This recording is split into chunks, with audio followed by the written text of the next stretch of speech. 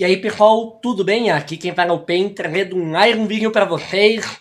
E hoje aqui com uma cadeira nova que não faz barulho e começando uma série de vídeos nova. Agora, finalmente, eu vou começar a falar sobre a Grécia Antiga, que é o assunto que vocês mais me pediram para falar no canal até agora.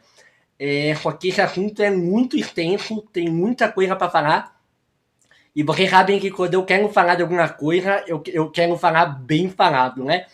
Então, eu vou começar a série da Grécia falando sobre as fases, as etapas históricas, os períodos históricos da Grécia, né? E aí, eu vou entrando em outras coisas de cada um dos períodos e tal, né? Aí hoje, inclusive, eu vou falar sobre o período de formação da Grécia, sobre de onde veio as pessoas da Grécia, o que a Grécia se organizou em várias cidadezinhas chamadas de polis mais tarde, o que aconteceu, a Guerra de Troia realmente aconteceu, eu vou falar sobre isso hoje, certo? Então hoje vai ser só falando sobre a história da Grécia, certo? Eu vou falar um pedaço, vou ter que falar, para ter ideia, hoje eu vou falar desde o Homem das Cavernas, praticamente, bem brevemente, claro, até a formação da Grécia. Porque eu vou falar de antes de Homero. Aí no próximo vídeo eu falo do período homérico, e só aí no vídeo depois do próximo eu vou entrar na Grécia, que vocês conhecem e que vocês estudam na escola, que é a Grécia no período arcaico e no período clássico, certo? Então o que eu estou falando hoje vai ser antes do que vocês costumam estudar e do que vocês conhecem como Grécia. Mas tem coisas interessantes que dá para falar e é legal saber de onde vieram as coisas e até as pessoas, né? Então, vamos lá. Então, para quem não sabe, né, o local que a Grécia se conhece, né, ela o nome desse lugar é Península Balcânica, certo? E nessa região da Península Balcânica, desde a pré-história, você já tem registros de caçadores e coletores que passaram naquela região. Então, para quem não lembra da pré-história, né, os homens desse período, eles andavam, eles eram mônades, eles iam viajando a pé e eles iam pegando comida e se estabeleceram em alguns lugares, aí provisoriamente, aí quando acabava a comida, eles iam para outro lugar. Eles iam seguindo a margem do rio para sempre ter água e para encontrar animais que eles caçavam, tal como árvores frutíferas, que ficam perto do rio, de onde tem água, né? Então, nessa região da Europa, desde o Homem das Cavernas, digamos assim, no período que saíram da caverna, que eram mônadas, né? Você já tem o homem viajando por essa região, mas não se estabelecendo. Mas aí, em 6.500 antes de Cristo, já começaram a surgir comunidades agrícolas nessa região. Então, assim, no momento que o homem passou a dominar a agricultura e conseguir se estabelecer em lugares, né, tal como começar a domesticação de animais e coisas do tipo, eles já começaram a se estabelecer em alguns lugares, né? E um desses lugares já foi nessa região da Península Balcânica, certo? Então, na região da Grécia, você já tem homens desde o princípio, desde quando começaram a se estabelecer em lugares, homens já se estabeleceram na região da Grécia, certo? E aí a gente vai fazer um time skip, assim, né? A gente vai pular de 6.500, a gente vai pular lá para 2.000 e poucos antes de Cristo, certo? Que foi aí quando começam a surgir os registros históricos. Porque antigamente o homem ele não escrevia, ele não construía, ele não tinham coisas duráveis que a gente tenha um registro, certo? Então é muito vago que a gente sabe. Então aí, para quem não sabe, a escrita surgiu em 3.000 a.C., né, na Mesopotâmia, e na Grécia não surgiu tão depois do que isso, assim, foi uns 1.000 aninhos atrasado, assim, né, mas veio, ok? E aí, então, da época que a gente tem registro, os primeiros povos que a gente tem registro foram os micênios e os minoicos. São nomes parecidos, isso pode confundir, certo? Então, esse período, desde que o homem se assentou e começou as primeiras civilizações, a gente chama de período micênico ou pré-olénico, certo? Então, a gente entra nesse período, né, o período micênico, que a gente tem como principais povos os micênicos e os minoicos.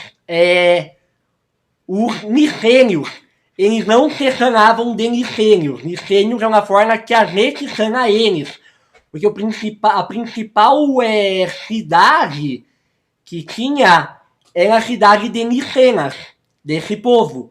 Então a gente chama eles de micênios.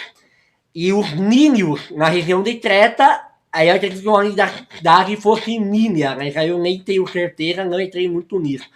Então você tinha uma população se formando em Creta, que é uma ilha, e você tem o povo de Micenas, que é na parte continental, na parte central da Grécia. E assim, o povo que era mais influente assim, entre as várias habitações, né, de pequenos povos que se formavam ali, eram esse pessoal de Creta, né? Só que aí o que aconteceu? Lá pro ano de 1600 e pouco, antes de Cristo, foi o apogeu, o ápice dos micênios. Então os micênios estavam muito poderosos. E já nessa época, o povo de Creta, eles estavam já entrando em declínio. E eles começaram a entrar muito em declínio, principalmente lá pro ano de 1500 a.C., que eles começaram a ter uma série de catástrofes naturais, principalmente terremotos. E aí isso foi levando eles a ter muitos problemas, e os micênios que estavam só crescendo fizeram o quê? Foram pra guerra, né? Porque nessa época esses assentamentos, esses povos, eles eram militares, né? Eles eram o ensino que a gente pode falar que se tornou Esparta, mais pra frente. Eles eram principalmente guerreiros, certo? Os líderes eram líderes guerreiros. E o foco deles era a dominação dos outros povos, a expansão do território e esse assentamento, né? Dessa civilização. Aí, então, nesse período aí, os micênios atacaram os nínios, que são os de Creta. E eles derrotaram esse povo, certo? Então, dá pra dizer que Creta caiu. Nesse período, aí quem passou a dominar a região foram os micênios, certo? E como eu disse, os micênios, a gente chama de micênios por causa da cidade de Micênia. Só que a forma que esse povo se chamava era Aureu. Então você já deve ter ouvido falar nos Aureus. Os Aureus são os micênicos. Foram um povo hegemônico no período micênico. Então eles dominaram Creta, e aí eles passaram a ter monopólio do domínio do Mediterrâneo Oriental, então do mar Mediterrâneo, porque, para quem não sabe, nessa época, assim, já tinha muito comércio marítimo entre as cidades, né? Então, eles dominaram, assim, a principal ilha que fazia comércio com os outros povos próximos. Então, eles passaram a dominar o comércio. E com o comércio, eles foram começando a ter uma hegemonia cultural. Então, a cultura deles começou a se espalhar por outros povos, com um crescimento muito grande dessa civilização, né? Então, eles começaram a regiar e aí surgiu uma primeira unificação cultural, digamos assim. Foi quando deu para você unificar os povos da região como povos gregos, que eram povos que tinham semelhanças, similaridades na cultura, Na língua áfrica ainda não, no outro provavelmente não. Mas, enfim, quando você começa a ter uma unificação assim que dá para falar, ó, esses povos são gregos. E não esses povos são povos. Esses povos são gregos, certo? Então foi nesse período.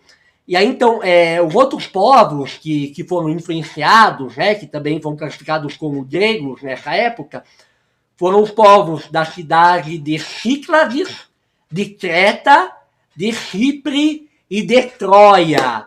Então aqui a gente entra em Troia. Foi nesse período onde muito provavelmente, eu não posso afinar, teve a guerra de Troia, certo? Que eu vou entrar daqui a bem pouquinho tempo, tá bom? Mas enfim, e aí, no momento que começou esse auge, esse crescimento das civilizações, né?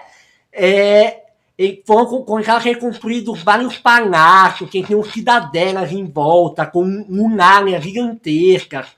E aí, assim, cada palácio dos licênios, ele dominava e controlava as terras vizinhas, tanto politicamente, quanto economicamente, quanto militarmente, certo?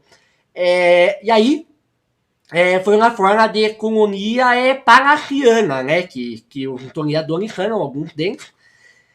E assim acabou se tornando tão complexa essa economia e esse controle que a gente tem, esse rigor legal, né, político, que eles tinham necessidade, né? Aí veio a ideia da escrita. Antes disso, já tinha uns pré-sistemas escritos. E aí, o principal desses pré-sistemas escritos era o linear A. O linear A assim, ninguém conseguiu decifrar, traduzir até hoje, certo? Mas aí, nesse período dos licênios, desse domínio sobre a região, eles criaram um outro sistema de escrita, que a gente chama de linear B. Ele foi o primeiro sistema de linguagem grego que se conseguiu traduzir. Então, aí na tela, né, agora eu vou estar mostrando para vocês uma foto de tábuas de argila e pedras escrito na linguagem, nos símbolos de linear B, certo? Então é isso aí, essas pedras assim. É bem diferente assim do grego que a gente conhece, né? Mas enfim, e essa escrita, né, tal como a dos povos da Mesopotâmia, no início, a escrita foi feita para fazer registros contáveis e controlar atividades comerciais. Então, por exemplo, se você me deu uma terra, ou por exemplo, eu vendo gado, eu troco gado por outras coisas, eu registro quantos gados eu dei para a pessoa, e dou para ela e faço para mim um registro. Que aí é como se fosse a nota fiscal de uma venda, certo? Então, principalmente para isso. E também para contagem de quantos bois eu tenho, quantas vacas eu tenho, quanto real que eu tenho, quanto de terra que eu tenho, quantas plantas e frutos eu cultivei. Então era para registros contábeis que revia escrita, não tinha uma linguagem assim contando a história e essas coisas. Então a gente não tem nem textos literários e nem registros históricos escritos dessa época. A gente só tem registros contábeis, certo? Então o único registro histórico e literário que a gente tem, que não é um registro muito confiável, digamos assim, são os registros de Homero, que foram escritos na Ilíada e na Odisseia. Para quem não sabe, a Ilíada basicamente é a história de Troia, da formação da Grécia. E a história da Odisseia é a história de Odisseu, que a gente chama também de Ulisses. Então, Homero escreveu esses dois épicos, né? Épico é o tipo de texto de guerras e batalhas de povos que se contam na forma coletiva e de heróis. Por exemplo, a história do 300 lá de Esparta é um épico espartano, certo? Ok, então o texto que a gente tem, assim, que fala alguma coisa de história e dos povos, foram textos de Homero, certo? Não tem outro registro. Por isso a gente chama esse período micênico do período pré-onênico, que é o período antes da gente ter algum registro, certo? Então, entrando nesse assunto do Oneno, né, que eu tinha falado de Troia, então, assim, o que a gente sabe sobre coisas importantes da religião dos gregos, dos costumes e das lendas, eles estão na Ilíada e na Odisseia também. Então, o pouco que a gente sabe sobre isso é o que Oneno nos disse, certo? E sobre a guerra de Troia, né, que foi descrita na Ilíada, pela forma que é contado e tal, tem tudo a entender que essa guerra ela aconteceu na época dos micênios. E também uma guerra nesse mesmo período, ela foi descrita pelos hititas, que são outro povo lá para a região mais oriental da Europa, que eles descreveram que eles guerrearam contra um povo que eles chamavam de Arriyawa, acho que se diz Arriyawa, certo? Numa região que eles chamavam de Wimusha. Então eles guerrearam, os hititas guerrearam com um outro povo por uma região. E aí acredita-se, né, que essa região, que houve esse conflito entre os micênios e os hititas, era o que os gregos chamam de Troia, certo? Então, assim, a minha opinião agora, e não dos historiadores, das minhas referências, é que provavelmente não teve uma princesa Helena e um cavalo de Troia e essas coisas. Eu acho que aí é mais mitológico. A questão muito provavelmente teve uma guerra em Troia, de verdade, certo? Aí cabe a você pesquisar ou pensar e procurar acreditar se o que tem na história de Troia é verdade ou não. Eu estou contando a visão de historiadores e botei um pouquinho da minha, certo? Só que esse período dos micênicos, ele durou pouco, porque, como eu disse, eles começaram a crescer lá em 1400 a.C., entre 1600 e 1400, né? Aí lá em 1450 eles estavam no auge, e em 1200 eles entraram em decadência. E por que eles entraram em decadência? Teve uma série de possíveis fatores que os historiadores levantam e tal. Os principais fatores, novamente, foram terremotos na região, e depois, quando eles estavam enfraquecidos pelos terremotos, quem aproveitou da situação foi um outro povo chamado do povo Dório, o povo dos Dórios. E aí, os Dórios, eles dominaram a região e eles escravizaram os micênicos e mataram muita gente. Só que aí, bastante gente, porque eram muita gente, que eram vários povos unidos, né? Muita gente fugiu pro campo. Então, fugiram pro campo, para regiões distantes, dentro da guerra, com regiões rurais.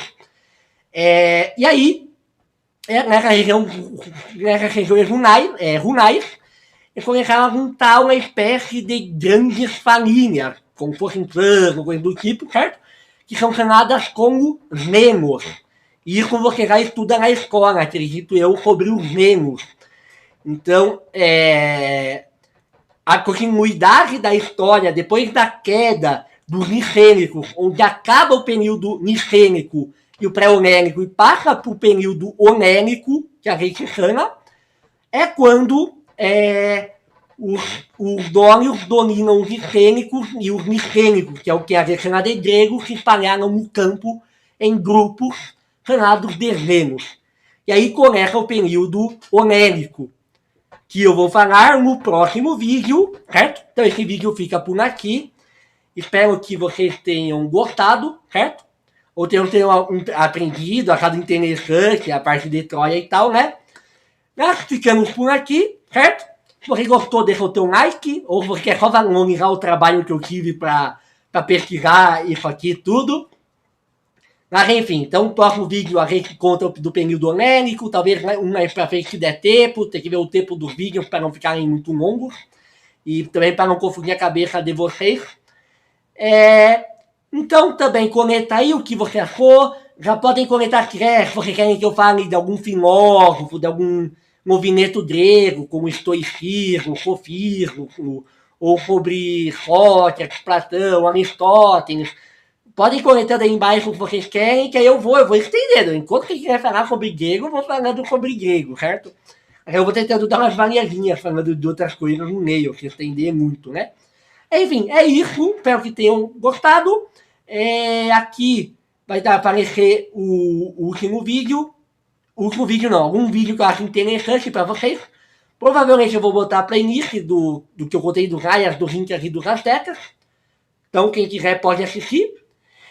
E é isso aí. Peço novamente um like para mostrar o vídeo para os amigos, caso você ache que alguém possa gostar. Ou caso você queira fazer alguém morrer de tédio de fome, alguém que não gosta da história, sinta-se à vontade. Então, até a próxima.